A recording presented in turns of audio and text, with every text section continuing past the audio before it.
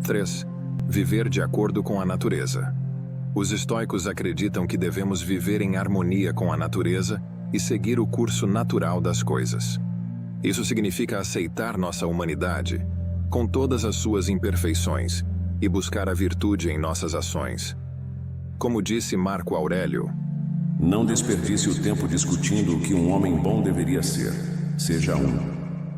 Ao viver de acordo com a natureza, nos libertamos das expectativas externas e encontramos paz interior.